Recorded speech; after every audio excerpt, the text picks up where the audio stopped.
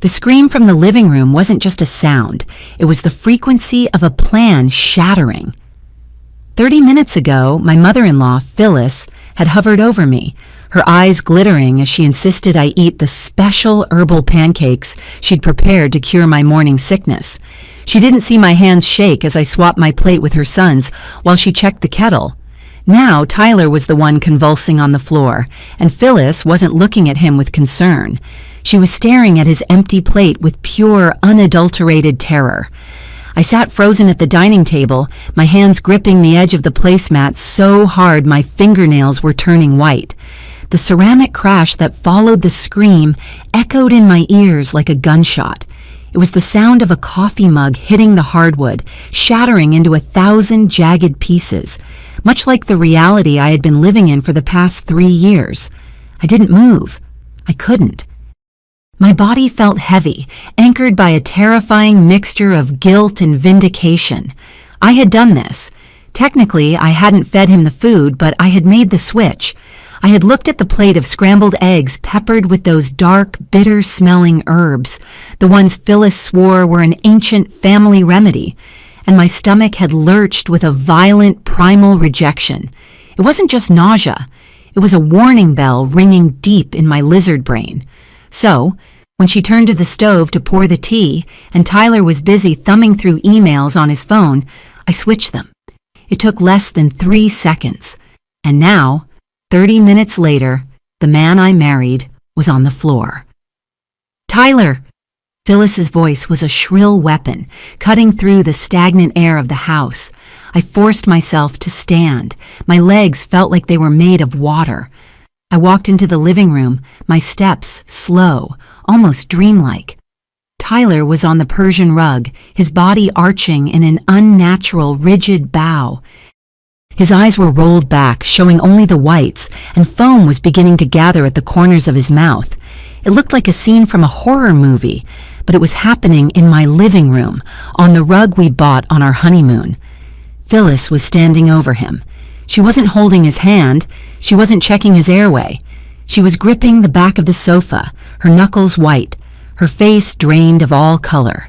She looked like a statue of panic, but when I looked closer, I realized it wasn't the panic of a mother watching her child suffer.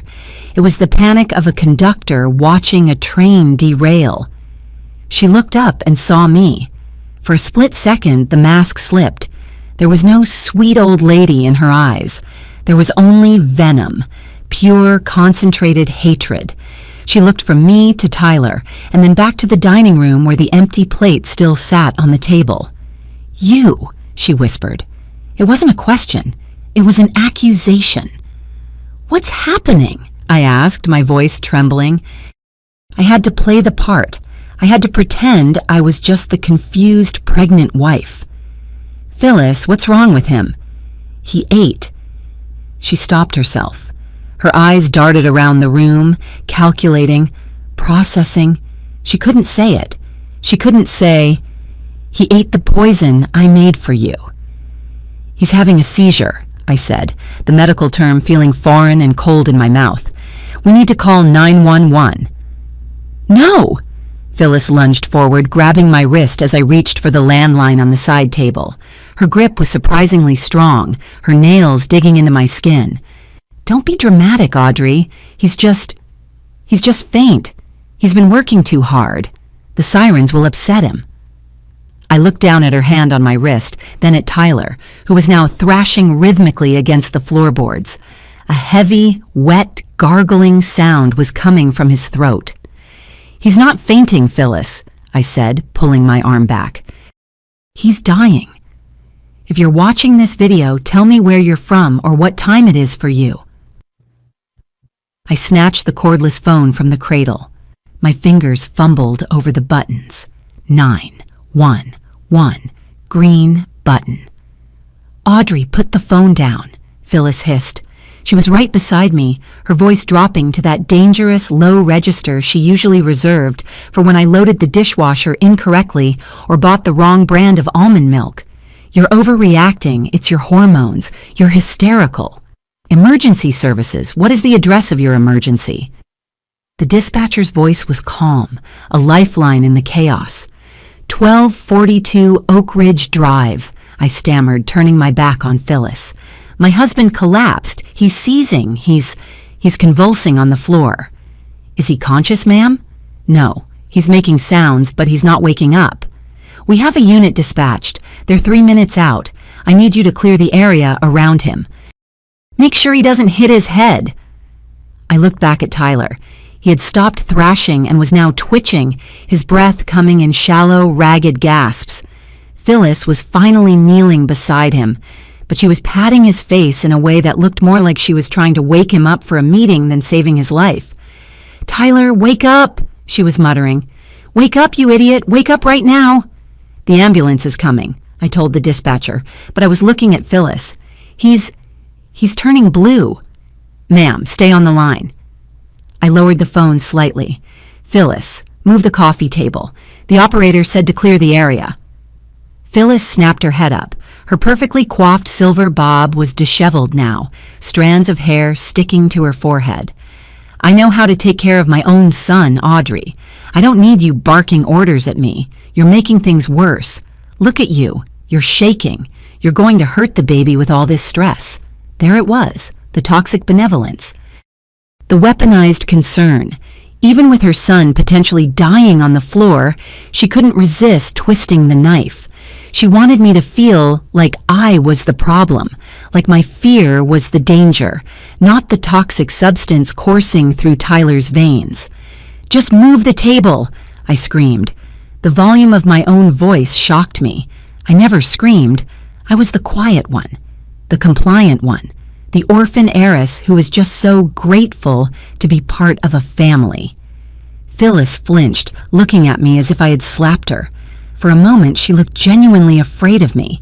She shoved the heavy oak coffee table aside with a grunt of exertion, the legs screeching against the wood floor. I went back to the phone. "He's still seizing. It's been, 2 minutes? Okay, help is almost there. Can you unlock the front door?" "I'll do it," Phyllis said, scrambling to her feet. "I'll go." I watched her run to the foyer. Why was she so eager to get to the door? Was she going to let them in, or was she going to try to spin the story before they even stepped inside? My mind was racing, connecting dots I hadn't even realized were there. The special teas she'd been making me for months. The way my morning sickness always got worse an hour after breakfast. The way she and Tyler would exchange glances when I stumbled to the bathroom to vomit. I felt a cold sweat break out on the back of my neck. I wasn't just sick, I was being poisoned. And I had just deflected the bullet into the chest of the man I loved. The sirens were deafening as they pulled into the driveway.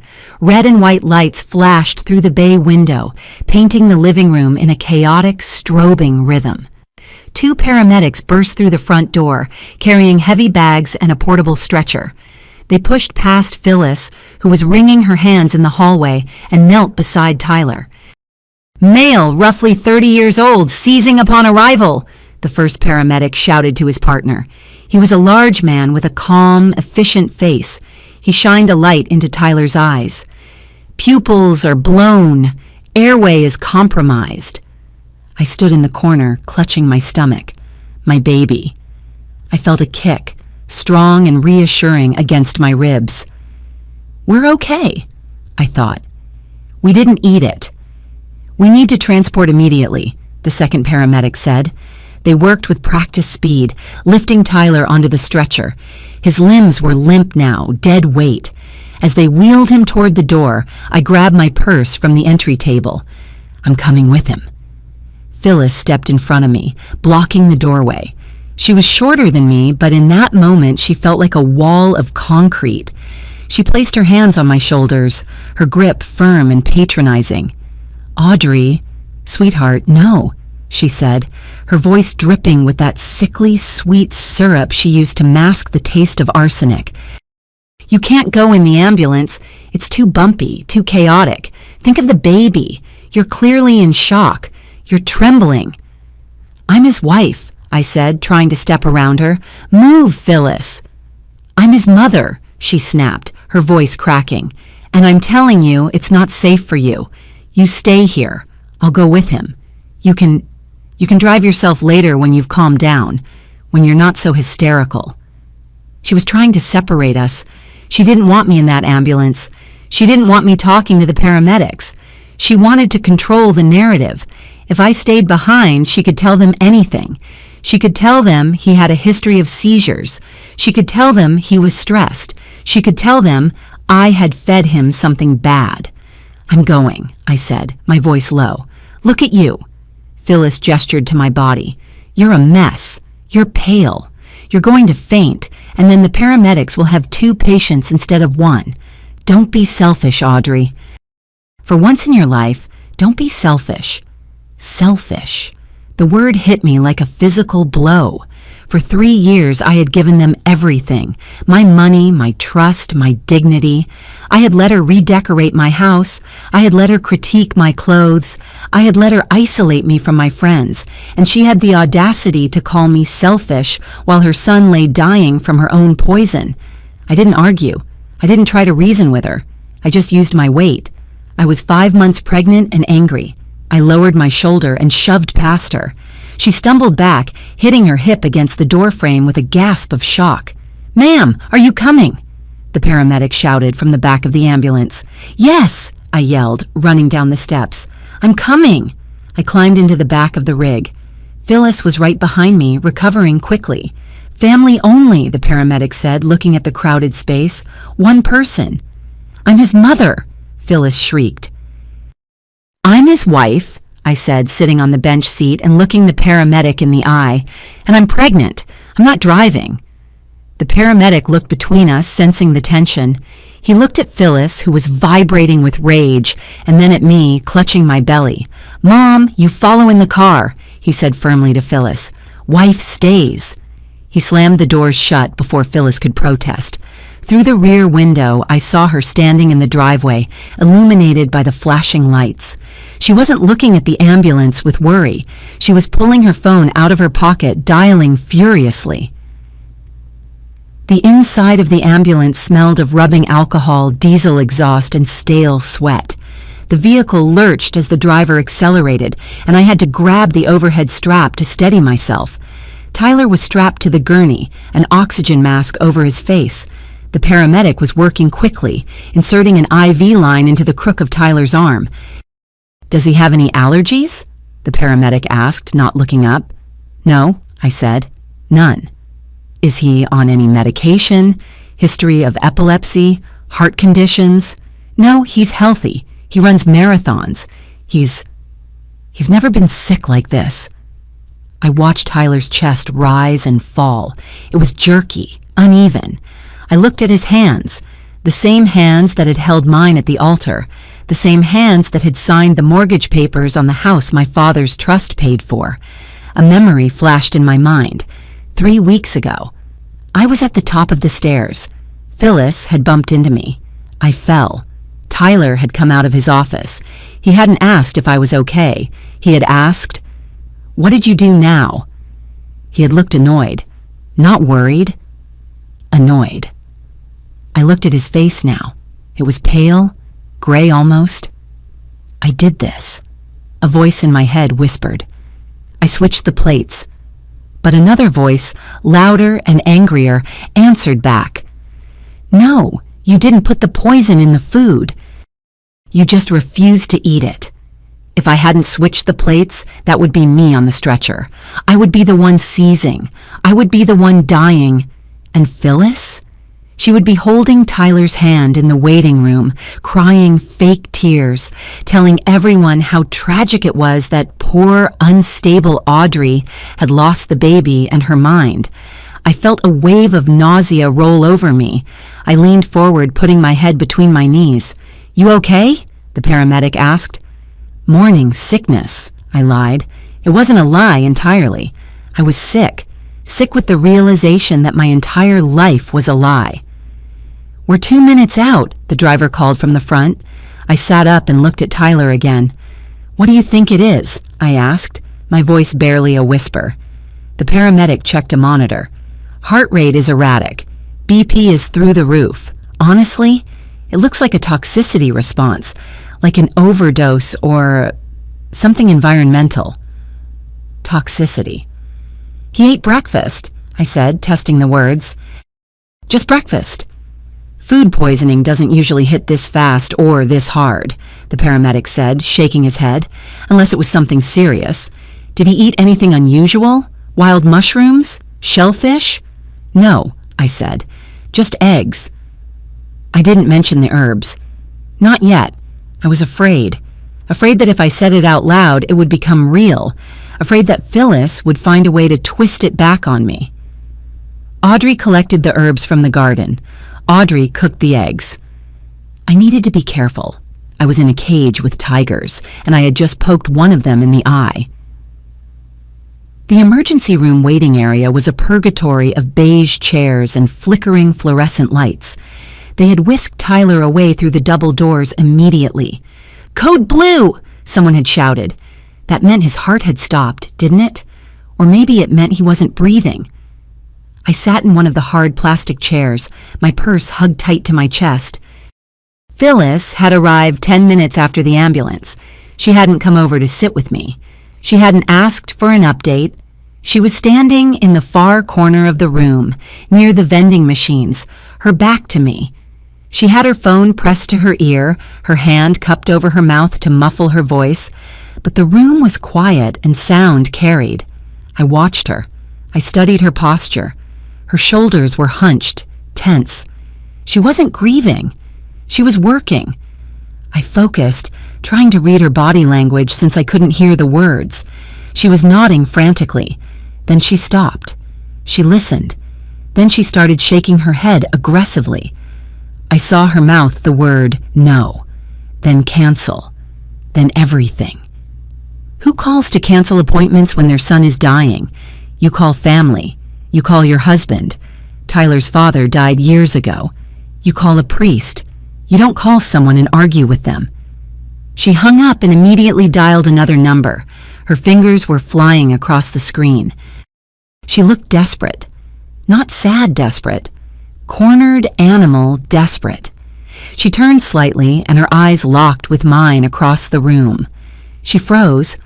For a second, we just stared at each other. The air between us crackled with unspoken knowledge. She knew that I knew. She knew I had switched the plates. She knew that I was the target. And I knew that she was terrified, not because her son might die, but because if he survived, he might talk.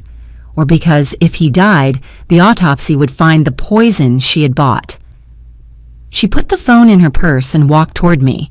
She smoothed her skirt, put on that familiar, condescending smile, though it wavered at the edges. "Audrey," she said, her voice tight, "have you heard anything?" "No," I said coldly. She sat down next to me, too close. I could smell her perfume, lavender and something old like mothballs. "I've been calling Dr. Harrison," she said, "Tyler's specialist, to let him know." "Tyler doesn't have a specialist," I said. "He goes to a general practitioner once a year for a physical." Phyllis blinked. "Well, for his stress. He's been seeing someone for his stress. I thought it was important they know." Lies. Effortless, slippery lies. She was inventing a medical history for him in real time. Why? To explain the seizure? To set up a defense? "Who are you really talking to, Phyllis?" I asked. She stiffened. "I don't know what you mean. You're confused, dear. The shock is making you paranoid." "I saw you," I said. "You said cancel everything. What were you canceling?" She reached out and patted my knee. I recoiled as if she had burned me. "The house cleaners," she said smoothly. "I told them not to come today because of the emergency. Honestly, Audrey, you need to calm down. You're acting very strange. People are staring." She pointed a manicured finger at a nurse at the desk who was glancing our way. Phyllis was doing it again, painting the picture. The crazy wife. The unstable pregnant woman. She was building the cage around me, bar by bar. The double doors swung open, and a doctor in blue scrubs stepped out. He looked tired. He scanned the room, holding a clipboard.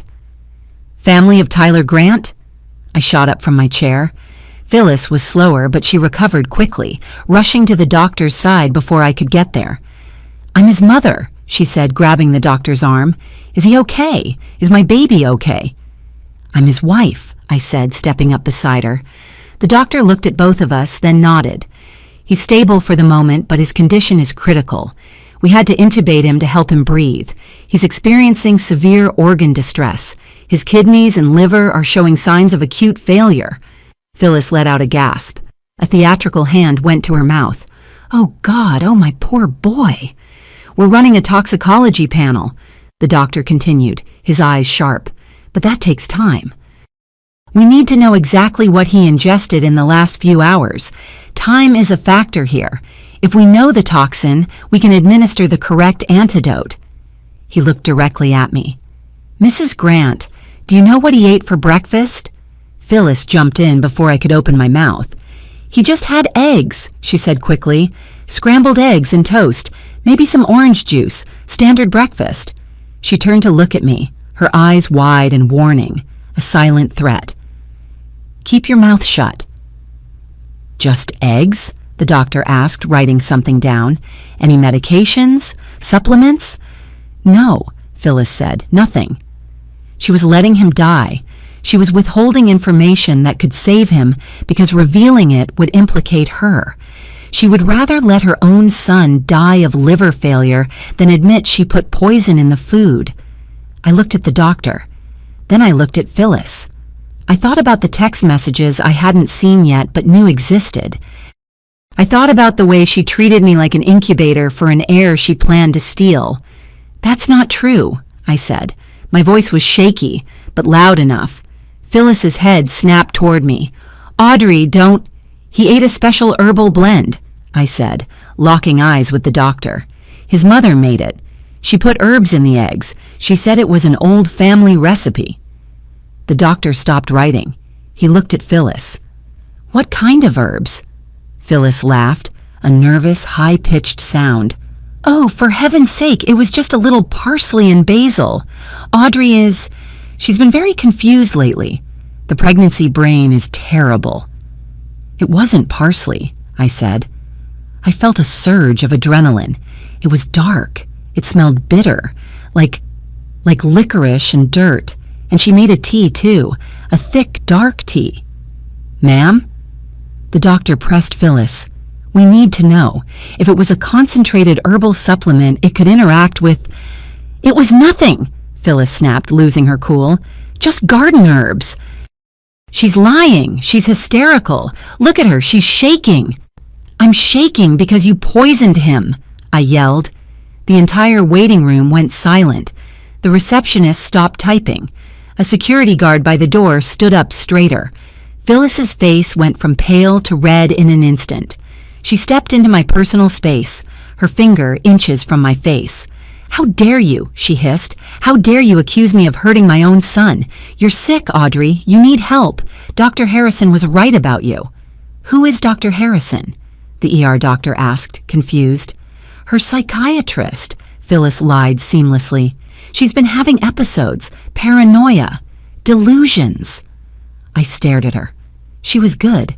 She was terrifyingly good. She had an answer for everything. She had a fake doctor lined up. She had a narrative. I'm not delusional, I said to the doctor. Test his blood for herbs. Test for poisonous plants. Whatever you find, it's not eggs. The doctor looked between us. He didn't know who to believe, the frantic mother or the shaking, pregnant wife. But he was a doctor. He dealt in data. We'll run a broad-spectrum plant toxin screen, he said, closing the clipboard. Thank you for the information. He turned and went back through the doors. Phyllis turned to me. The mask was gone completely now. Her eyes were dead. You have made a very big mistake, she whispered. A very, very big mistake. I backed away from her. I'm not the one who poisoned him, Phyllis. No, she smiled, and it was the coldest thing I had ever seen. But you're the one who switched the plates, which means, if he dies, you killed him. The air in the waiting room had turned solid. It felt like walking through invisible gelatin. Phyllis didn't scream or lunge at me again. Instead, she did something infinitely worse. She crumpled. She brought a trembling hand to her forehead, let out a soft, broken sob, and leaned heavily against the registration desk. It was a masterclass in victimhood. To the nurses, the security guard, and the handful of other patients, she wasn't a poisoner being confronted by her victim. She was a grieving mother dealing with a hysterical, mentally unstable daughter-in-law. "I'm so sorry," Phyllis wept, her voice just loud enough to carry. She looked at the head nurse, a stern woman with glasses. She's not herself. The pregnancy has been very difficult. Dr. Harrison warned us about the psychosis, but I didn't think it would happen here. Not today. I stood frozen. My hands were balled into fists at my sides, shaking so hard my knuckles burned. Psychosis. The word hung in the air like a guillotine blade. If I screamed, I proved her right. If I attacked her, I proved her right. If I cried, I was unstable. "I am not psychotic," I said, but my voice sounded thin, reedy. It lacked the authority of a woman in control. It sounded exactly like the voice of a woman who was losing her mind. "She is lying to you. She fed him poison." Phyllis turned to me, tears streaming down her face. Real tears, or close enough. "Oh, Audrey, sweetheart, nobody is poisoning anyone. You're confusing your dreams with reality again. Remember yesterday? You thought the mailman was spying on you." I gaped at her. "I never said that." "See?" Phyllis whispered to the nurse. "She doesn't remember. It's the toxicity levels, or the hormones. Please, just don't let her hurt herself. She's carrying my grandchild." That was the kill shot. My grandchild, not her baby. She was claiming ownership of the only thing I had left. The head nurse looked at me. Her expression shifted from curiosity to professional pity. She picked up the phone. "Security, we have a disturbance in the ER waiting room, code gray." "No," I said, backing up. My heel caught on the carpet seam and I stumbled. "No, don't call them. You need to listen to me. Check the eggs. Just check the damn eggs." "It's okay, honey," Phyllis cooed, stepping toward me with outstretched arms. "We're going to get you some help. We'll get Dr. Harrison down here." I looked at her eyes. Beneath the tears, they were dry and hard as flint. She wasn't sad. She was winning. She was building the walls of the asylum around me, brick by brick, right here in the lobby of Mercy General. 2 security guards materialized. They weren't police. They were hospital contractors in ill-fitting beige uniforms, but they had belts with radios and an air of tired authority. "Ma'am, you need to lower your voice," the taller one said, stepping between me and Phyllis. "She's lying," I pleaded, looking at him. "She's trying to have me committed to cover up a crime." "Okay, ma'am, let's just take a breath," he said, using the tone one uses with a drunk person or a toddler. "Why don't you come with me? We have a quiet room. You can sit down, get some water." "I don't want water. I want the police." "We can call the police if you want," the guard said, clearly lying to pacify me. "But first, we need to clear the lobby. You're upsetting the other patients." He placed a hand on my elbow. It wasn't aggressive, but it was firm. He was guiding me away from the exit, away from the doctors, away from Phyllis. I looked back. Phyllis was still at the desk, talking to the nurse in hushed, urgent tones. She was pointing at me, then tapping her temple. The nurse was nodding, typing something into a computer. They were creating a file, a record. Audrey Grant disturbance. Possible psychiatric episode. I let the guard lead me into a small, windowless consultation room off the main hallway. It smelled of industrial cleaner and stale coffee. There was a round table, 3 chairs, and a box of tissues. "Just sit tight," the guard said, standing in the doorway. "Doctor will be in shortly to assess the situation." "I'm not the patient," I argued, sitting heavily in the chair because my legs finally gave out. "My husband is the patient." "Right. Just relax." He didn't close the door, but he stood in the frame, arms crossed. I was a prisoner. I put my head in my hands. The adrenaline was starting to curdle into cold dread. I was trapped. Phyllis was out there, unsupervised. She was probably calling the specialist, Dr. Harrison. She was probably calling Tyler's lawyer. She was spinning the web. I needed to call someone. I needed help. I reached into my purse for my phone. My hand grasped empty air. Panic, sharp and sudden, spiked in my chest. My phone. Tyler had taken it 3 weeks ago. "To help you detox from the stress, babe," he had said. Social media is bad for the baby." I had argued, but he had just taken it, locked it in his office safe. I was alone in a hospital room with a security guard blocking the door, no phone, no allies, and a mother-in-law who had just successfully framed me for insanity. Wait. My hand brushed against the fabric of my coat pocket. There was a hard, rectangular weight there. I froze. The ambulance ride. The chaos in the living room. When I had knelt beside Tyler to check his breathing, his phone had slipped out of his jacket pocket onto the rug. I had picked it up without thinking. Pure instinct to clear the area, and shoved it into my own pocket before the paramedics arrived. I glanced at the guard. He was looking down the hallway, bored. I slowly, carefully, slid the phone out of my pocket, keeping it hidden under the table. It was Tyler's sleek, black smartphone. The screen was cracked slightly at the corner from where it hit the floor. I pressed the side button. The screen lit up. A picture of us from our wedding day stared back at me. He looked so happy. I looked so trusting. It made me want to vomit. Swipe to unlock. I swiped. A keypad appeared. 6 digits. Okay? Think. What would Tyler use? I typed in his birthday. 041289. The phone vibrated violently in my hand. Incorrect passcode. My heart hammered against my ribs. Okay, not his birthday. Our anniversary? I typed it in. 061522. Incorrect passcode. Sweat pricked my hairline. I glanced at the guard. He shifted his weight, looking at his watch. I had to be fast. If Phyllis knew I had this phone was the key. It had the texts. It had the proof. Think, Audrey. Think. Who does he love? Who does he actually listen to? Phyllis. I typed in her birthday.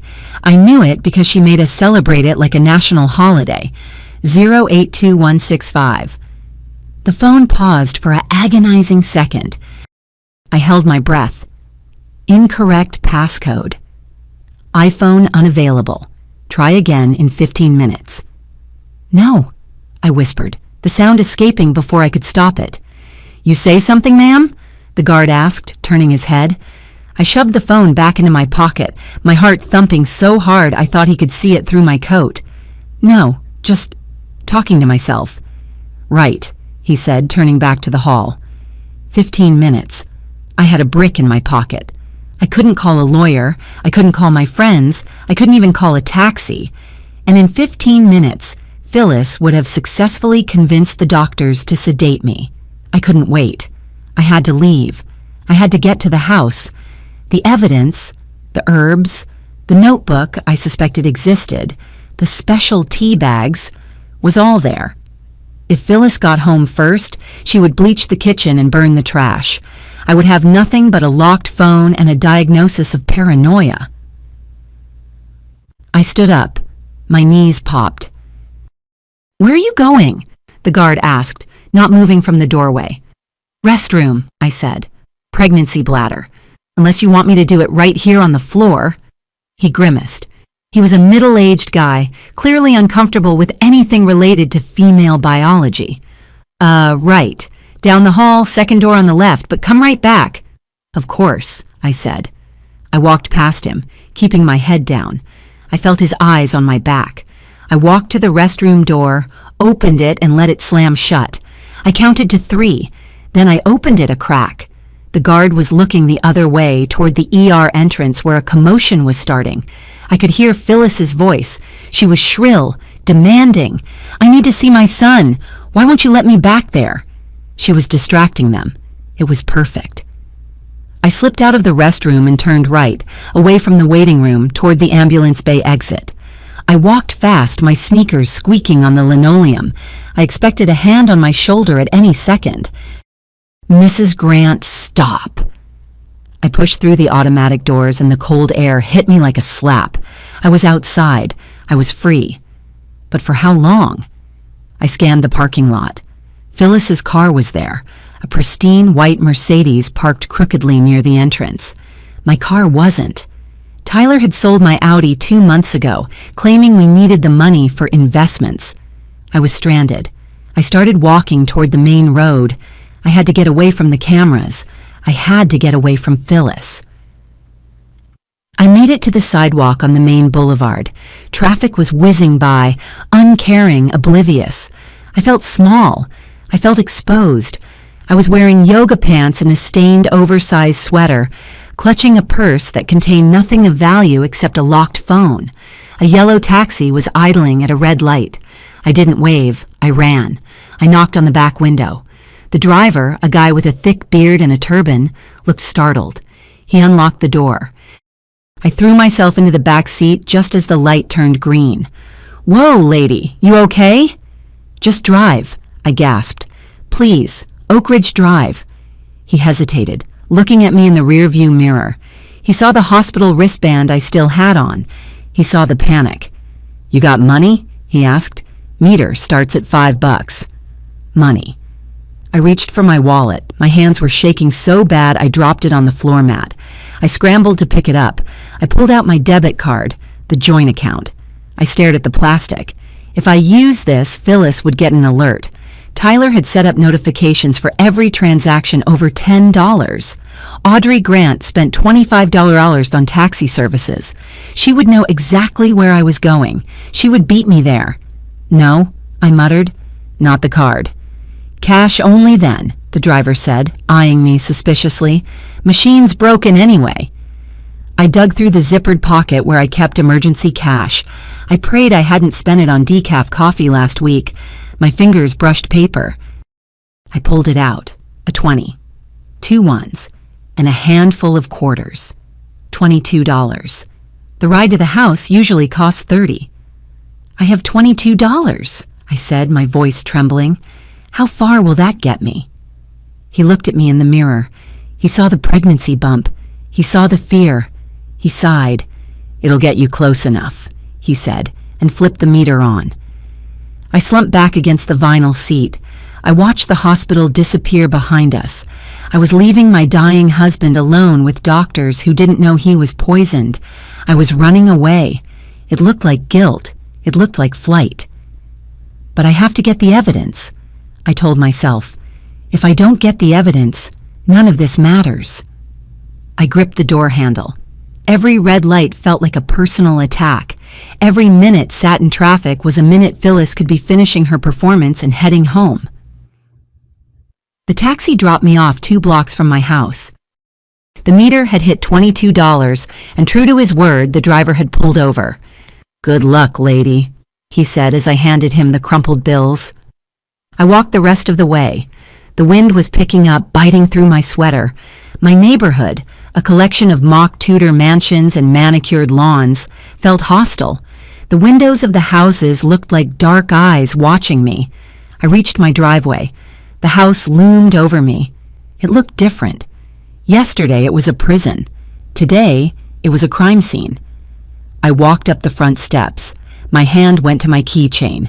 I inserted the key into the lock. It turned. I pushed the door open. The alarm pad on the wall immediately started beeping. Beep, beep, beep. The sound was piercing in the silence. 30 seconds until the sirens went off. 30 seconds until the security company called Tyler's phone, which was in my pocket, and then called the police when he didn't answer. I reached for the keypad. Wait, Tyler changed the garage code last week.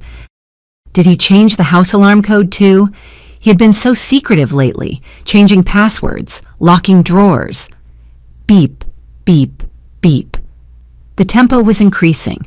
I stared at the numbers.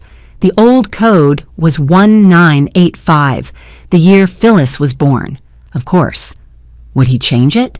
If he wanted to lock me out, he would. But he hadn't expected me to leave the house today. He expected me to be carried out on a stretcher. 10 seconds. I punched in 1985. The pad turned red. Invalid code. Panic exploded in my chest. He had changed it. Of course he had. He was preparing to sell the house. He was preparing to get rid of me. 5 seconds. The beeping was a continuous whine now. Think, what did he change the garage code to? The date we met. He had said it with a smirk. Sentimental, right? October 12th, 1012. My fingers flew across the keys. 1012, enter. The beeping stopped. The light turned green. System disarmed. I slumped against the wall, gasping for air. The silence rushed back in, heavy and oppressive. The house was quiet. Too quiet. I looked into the dining room. The table was exactly as we had left it. 2 chairs pushed back, a shattered mug on the floor. And there, sitting on the placemat like a smoking gun, was the plate of scrambled eggs. Cold, yellow, and laced with death. I had made it. I was inside. But I knew, with a terrifying certainty, that I wasn't alone. The ghost of their conspiracy was in every corner, and I had to find the body before the executioner came home. I bypassed the dining room table. I couldn't look at the plate again, the yellow mound of eggs that was currently dissolving my husband's liver.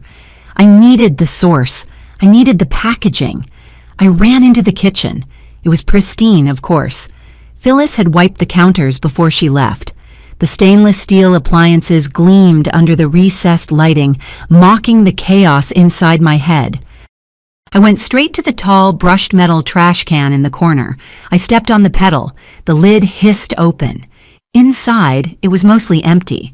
A few paper towels, a banana peel, and right at the bottom, beneath a layer of wet coffee grounds, a crumpled brown paper ball. I didn't hesitate. I reached in, my hand sinking into the cold, damp coffee sludge. I grabbed the ball and pulled it out, my fingers stained brown. I smoothed the paper out on the counter, my hands shaking so hard I almost tore it. It was a small, artisanal paper bag, the kind you get from high-end apothecaries or farmers markets. The label was handwritten in elegant, looping cursive. White snake root, dried. Caution. Toxic if ingested. For ornamental use only. Beneath that was another wrapper, clear plastic this time. Moonflower seeds. I stared at the label site 136-170. White snake root. I remembered reading about that in history class. It was what killed Abraham Lincoln's mother. It caused milk sickness. It caused tremors, vomiting, and eventually organ failure. And Phyllis had put it in my eggs. Ornamental use, I whispered. My voice sounded jagged in the empty kitchen. She hadn't just bought poison, she had bought it from a specialist. She had sought it out. This wasn't accidental food poisoning from bad chicken. This was biological warfare. I grabbed a Ziploc bag from the drawer, fumbling with the box, tearing the cardboard, and shoved the wrappers inside. Then, thinking fast, I ran back to the dining room. I scooped the cold, poisoned eggs from Tyler's plate into a second bag. I sealed it tight. The smell of licorice and decay wafted up, making me gag. I had the weapon. Now I needed the motive. I stood there in the kitchen, clutching the bag of poison against my chest, and suddenly the last 3 months crashed into me. The memories didn't come as a movie. They came as sensations. The violent, rib-cracking vomiting that started exactly 8 weeks into the pregnancy site 12. The way my hands would shake when I tried to hold a glass of water. The dizziness that made the hallway floor tilt like the deck of a ship. I remembered Phyllis hovering over me with a bowl of soup. "Eat up, sweetheart, you're too thin. The baby needs strength." Site 52. I remembered the taste of that soup. Bitter, earthy. I had complained about it, and Tyler had rolled his eyes. "My mother is cooking for you every day, Audrey. Stop being so ungrateful. Real women handle morning sickness better than this." Site 15. Real women. I spat the words out into the empty room. It hadn't been morning sickness. It had been a low dose, a testing phase. She was calibrating it. She was seeing how much I could take before I broke. She was poisoning me slowly, day by day, spoon by spoon, while smiling that benevolent, grandmotherly smile. And Tyler, he had watched. He had held my hair back while I retched bile and poison, and then he had told me I was pathetic. Sight 14. Had he known? The question felt like a physical weight in my stomach. Had he known he was holding a dying woman, or did he just think I was weak? I looked at the bag of white snake root. Ornamental. No. He knew. He had to know. You don't live in a house with a murderer and not notice the bodies. I needed proof of the plan. The wrappers proved poison, but they didn't prove intent to frame me. For that, I needed paperwork. I needed the digital trail. I ran to Tyler's home office at the back of the house. The door was heavy oak, and naturally, it was locked. Tyler had started locking it 3 months ago, claiming he had sensitive client files lying around. I tried the knob. Locked tight. Damn it, I hissed. I checked the top of the door frame. Nothing. Under the rug. Nothing. I didn't have time to pick a lock. I didn't have time to be subtle. I ran to the garage. The air was cold and smelled of gasoline. My eyes scanned the tool bench Tyler bought for show and never used. There, hanging on a pegboard, was a claw hammer. I grabbed it. It was heavy, the rubber grip cool in my palm. I ran back to the office door. I raised the hammer. My arm was shaking, not from weakness, but from rage. I swung. Crack. The metal claw slammed into the wood right next to the handle. Splinters flew. The sound was deafening in the quiet house. I swung again and again. I channeled every ounce of fear, every moment of humiliation, every "you're just hormonal" comment into those swings. The wood around the latch gave way. I kicked the door hard, right near the lock. It flew open, banging against the inner wall. I stood in the doorway, breathing hard, the hammer hanging from my hand. I had broken the house. I had broken the rules, and it felt good. The office was dark, the blinds drawn tight. It smelled of Tyler's expensive cologne and dust. I went straight to the desk. I pulled open the drawers. Pens, staples, a stress ball. Nothing incriminating. I checked the filing cabinet. Locked. I jammed the claw of the hammer into the gap and pried. The cheap metal bent with a screech. I ripped the drawer open. Tax returns, house deed, car titles, boring, bureaucratic life. "Where is it?" I whispered. "Where is the real stuff?" I spun around, scanning the room. The bookshelves were filled with business books Tyler had never read. The Art of War. Rich Dad, Poor Dad. Then I saw it. On the bottom shelf, tucked behind a row of oversized architectural digests, was a black moleskin notebook. It didn't belong. It wasn't a printed book. I pulled it out. It was simple, unassuming. I opened it.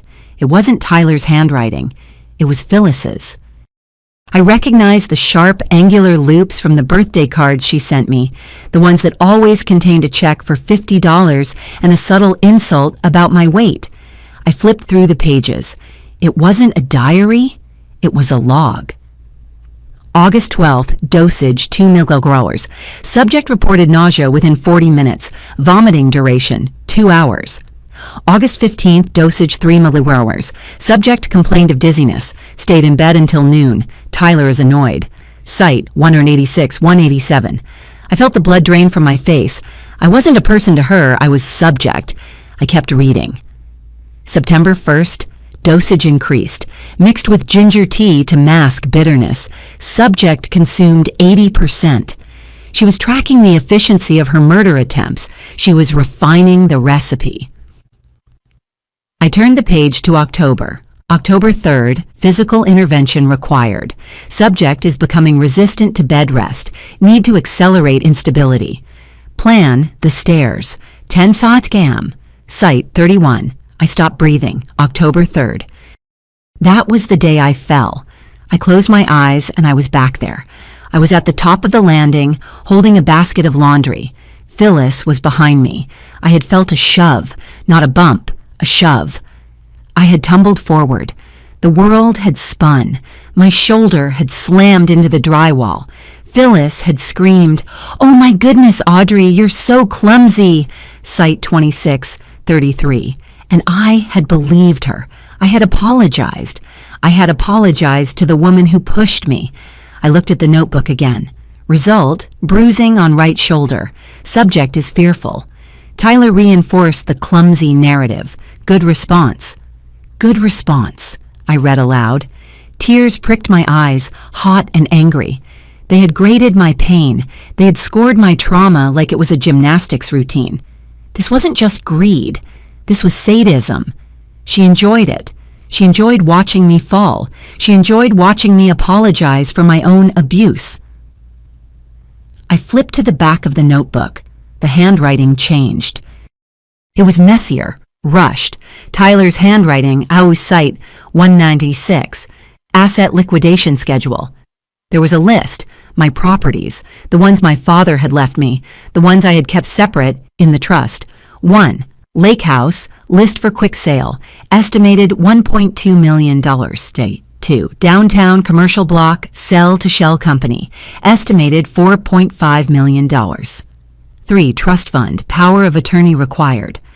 Underneath power of attorney, circled 3 times in red ink, was a name, Dr. Harrison, and a date, November 15th. That was next week. Notes. Once subject is committed for psychiatric evaluation, Meniere 72 hours, temporary POA activates, transfer funds immediately to Cayman account ending in 4421, Site 38133. They weren't just going to kill me. Death was messy. Death invited autopsies. They were going to drive me insane. They were going to use the poison to mimic psychosis, the shakes, the paranoia, the hallucinations from the moonflower seeds, and then lock me away in a facility. I would be sitting in a padded room, drooling and confused, while they sold my father's legacy and drank champagne on a beach. $18 million.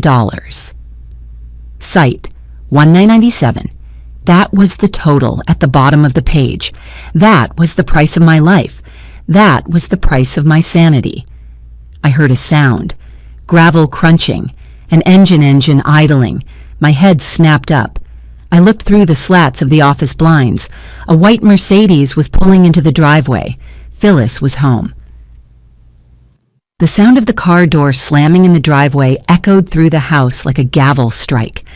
I stood frozen in the center of Tyler's decimated office, the hammer in one hand and the black notebook in the other. She's here. My heart slammed against my ribs, a frantic, trapped bird. I looked at the office door, the wood splintered, the lock hanging by a screw. There was no hiding this. If Phyllis saw this room, she would know the game was up. And a cornered animal is the most dangerous kind. I heard the front door open. The alarm keypad chimed, a cheerful little ding-dong announcing her arrival. Audrey? Her voice drifted down the hallway. It wasn't angry. It wasn't panicked. It was smooth, melodic, terrifyingly calm. It was the voice she used when she was offering me tea. Audrey, sweetie, are you here? I saw the alarm was off. I stopped breathing. I pressed my back against the bookshelf, clutching the notebook so hard the corners dug into my palm. I needed to get out. But the only way out of the office was into the hallway, which led straight to the foyer where she was standing. I brought you some fresh clothes from the hospital, she called out, her heels clicking on the hardwood floor. Click, click, click. Approaching. I know you must be so confused running off like that. Dr. Harrison is on his way to meet us here. He just wants to talk. Dr. Harrison, the closer. The man who would sign the papers to lock me away. She had brought reinforcements. I scanned the room, the window. I rushed to it, unlatching the lock. I pushed up. It didn't budge. Painted shut. Of course. Tyler hadn't opened a window in this house in 3 years. Audrey, I hear you moving around in there. The clicking stopped. She was listening. She was maybe 20 feet away. I looked at the French doors on the other side of the room. They led to the back patio. They were glass. If I opened them, she would hear the latch. But if I stayed, I was dead. "Audrey, don't be difficult," Phyllis said, her voice dropping an octave, losing the sweetness. "You're only making it worse for yourself." I made a choice. I shoved the notebook into the waistband of my maternity leggings, pulling my sweater down to cover it. I gripped the hammer. I turned the lock on the French doors. Click. "Audrey?" The footsteps accelerated. She was running now. I threw the doors open and stumbled out onto the stone patio. The cold air hit me, biting through my thin sweater. I didn't look back. I ran. I didn't run down the driveway. That's where she would look first. I ran toward the back of the yard where the overgrown hydrangeas separated our property from the Millers. I wasn't a runner. I was 5 months pregnant, dehydrated, and carrying the weight of a shattered life. My lungs burned. My belly felt heavy, pulling me down with every step. I pushed through the hedge, branches scratching my face, tearing at my clothes. I stumbled onto the neighbor's lawn, gasping for air. I didn't stop. I kept moving, keeping to the shadows of the trees, navigating the suburban labyrinth like a fugitive. She's calling the police right now, I thought. She's telling them I'm armed. She's telling them I'm having a psychotic break. She's telling them I broke down the office door with a hammer. And the worst part?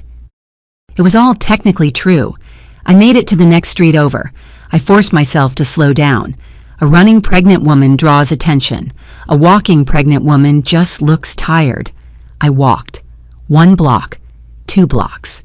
My hands were freezing. I realized I was still holding the hammer. Jesus, Audrey. I looked around. A storm drain. I crouched down and shoved the hammer through the grate. I heard it splash into the water below, evidence of my violence gone. But I still had the notebook. I still had the poison samples in my pocket. I needed a safe place. I needed witnesses. I needed somewhere public where Phyllis couldn't drag me into a car without a scene. The Roasted Bean. The coffee shop on Main Street. It was a 20-minute walk. I started moving, wrapping my arms around myself to stop the shivering. The coffee shop was warm, smelling of roasted beans and cinnamon. It was busy. Students on laptops, moms with strollers, normalcy. It felt alien. I went straight to the back, near the restrooms, out of the direct line of sight from the windows. I sat at a small, wobbly table. I needed Mr. Warren, my father's lawyer, the only person on the planet who was paid to be on my side. I pulled out Tyler's phone. Still locked. Try again in 45 minutes. I cursed silently. I looked around. I couldn't ask a stranger to borrow their phone to call a lawyer about an attempted murder. That screams crazy person.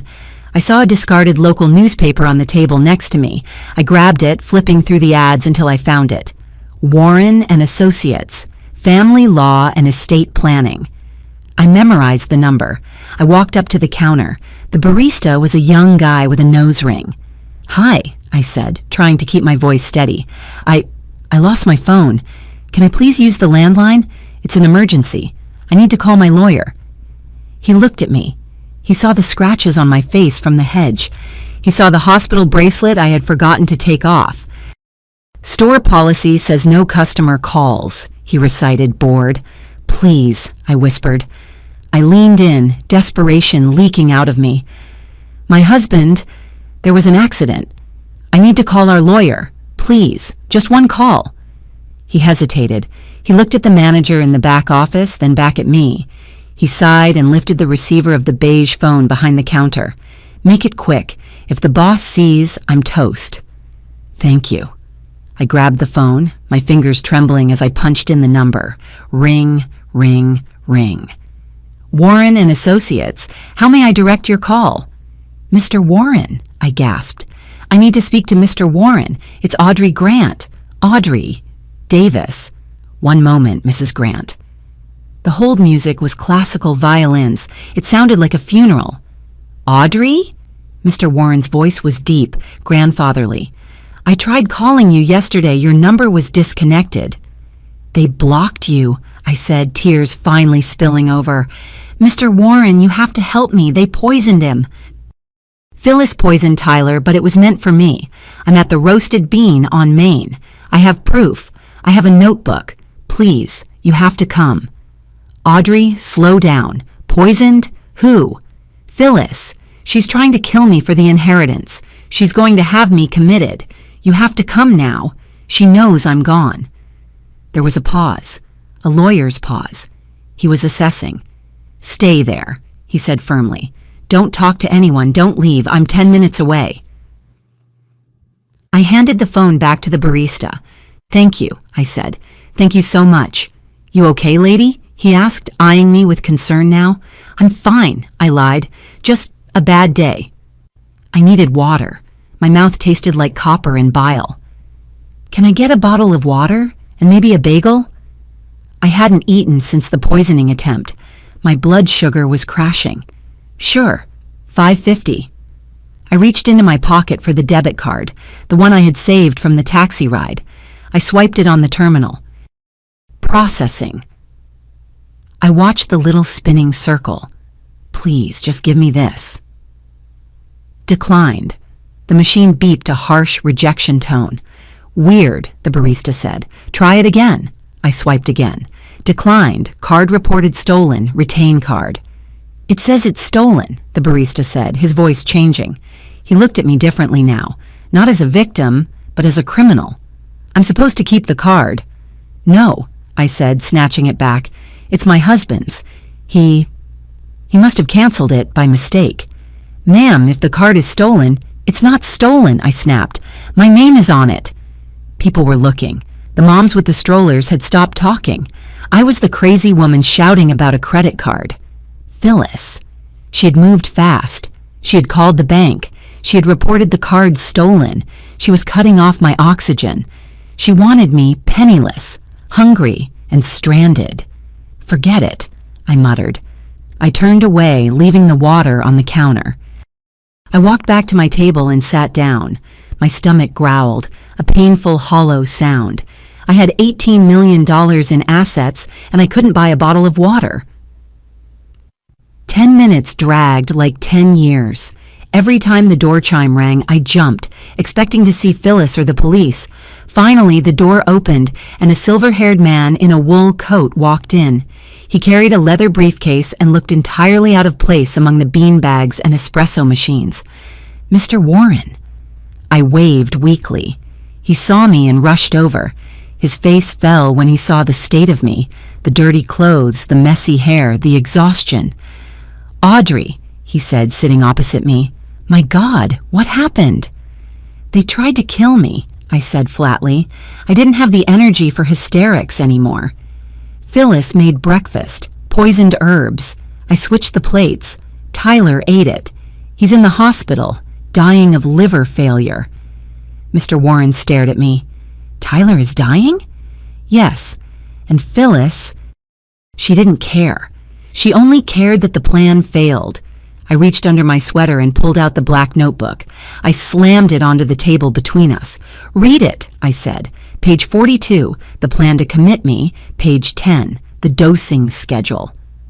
Mr. Warren put on his reading glasses. He opened the book. I watched his eyes scan the pages. I watched his expression shift from skepticism to horror to a cold, professional rage. "White snake root," he muttered, reading Phyllis's handwriting. "Moonflower seeds. Subject is becoming resistant." He looked up at me. This is premeditated attempted murder and conspiracy." "There's more," I said. "Look at the back, the assets." He flipped to the back. He saw the list of properties. He saw the plan to liquidate everything within 6 months of my institutionalization. "They were going to sell your father's building," he said, his voice quiet. "The one he built with his own hands." "They were going to sell everything," I said, "and leave me to rot in a cell." Mr. Warren closed the notebook. He placed his hand on top of it, claiming it. "You were right to call me," he said, "and you were right to run." He opened his briefcase and pulled out a file folder. "When you told me about the herbs on the phone," he said, "something clicked. I did some digging on Phyllis a few years ago when you first got engaged. Your father asked me to. Just due diligence." "You never told me," I said. "I didn't find anything then. Her record was clean. But I remembered something about her first husband, Richard."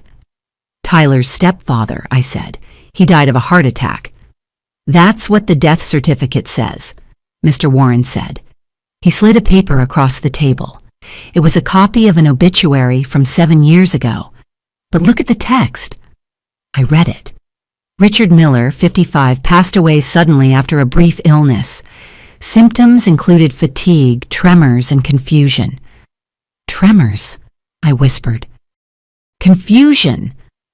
"I made a call on the way over," Mr. Warren said, "to an old friend in the coroner's office in that county. There was no autopsy. Phyllis refused it. She insisted on immediate cremation." My blood ran cold. She burned the evidence. "She got away with it once," Mr. Warren said grimly, "and she taught her son how to do it. But this time, we have the notebook, and we have Tyler." "Tyler is in on it," I said, pointing to the notebook. "That's his handwriting in the back."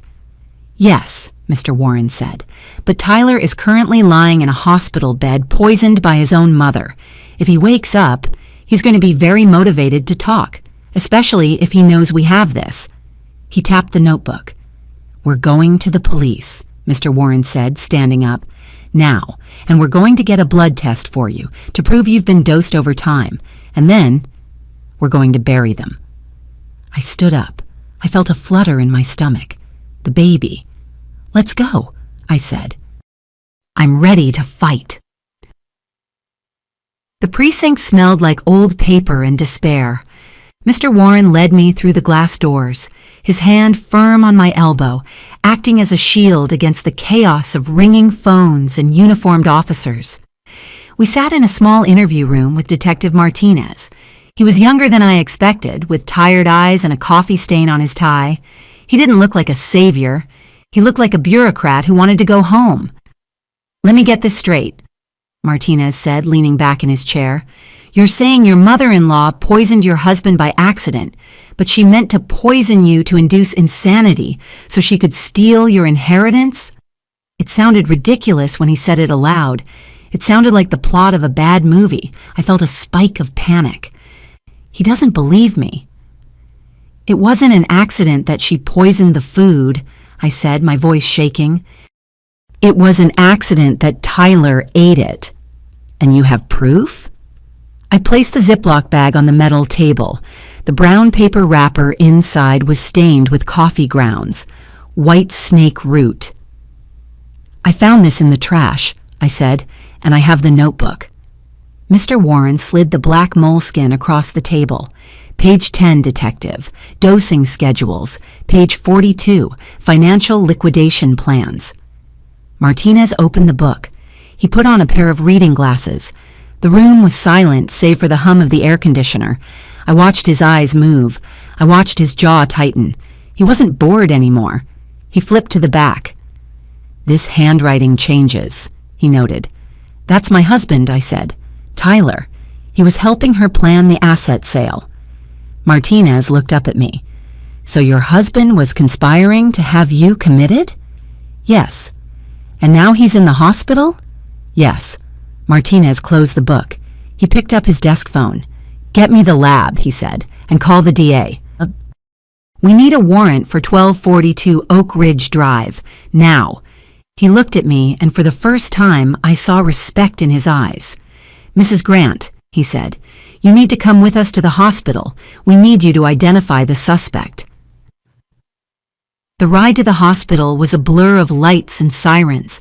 I sat in the back of the cruiser, separated from the front by a wire cage.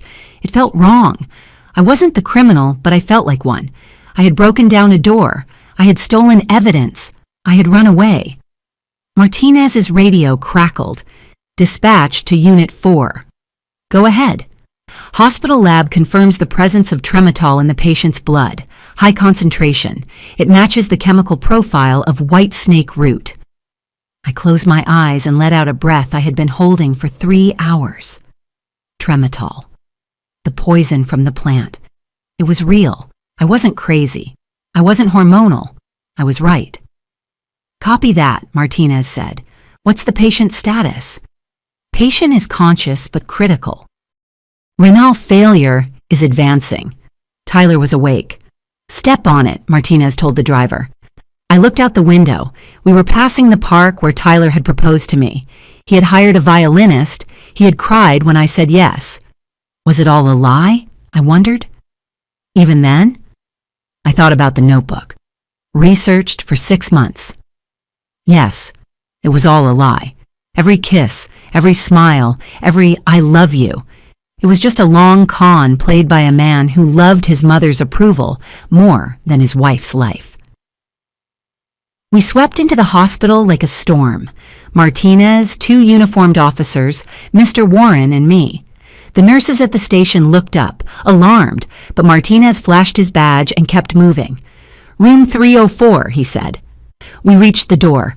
I could hear Phyllis's voice inside. She was soft, cooing. It's okay, baby. Mommy's here. You just need to rest. The bad food is out of your system. I felt a surge of nausea. She was still doing it, still playing the role. Martinez pushed the door open. Phyllis spun around. She was holding a washcloth to Tyler's forehead. When she saw the uniforms, her eyes went wide. When she saw me, they narrowed into slits. You, she hissed. You have some nerve showing your face here after what you did. Step away from the patient, ma'am, Martinez said, his voice hard. Excuse me? Phyllis drew herself up to her full height. She was small, but she had the presence of a queen. I am his mother. I am caring for him because his wife abandoned him to run around town. I didn't abandon him, I said, stepping into the room. I went to get the evidence you tried to hide. Tyler was lying in the bed, pale as the sheets. Tubes ran into his nose and arms. He looked at me, his eyes glassy and confused. Audrey, he rasped. Where were you? I was at the house, Tyler, I said. In your office. Phyllis flinched, just a tiny twitch of her left eye. Officers, please remove her, Phyllis said, her voice rising. She's having an episode. She's dangerous. The only dangerous person in this room is you, Mrs. Grant, Martinez said. He held up the evidence bag with the wrappers.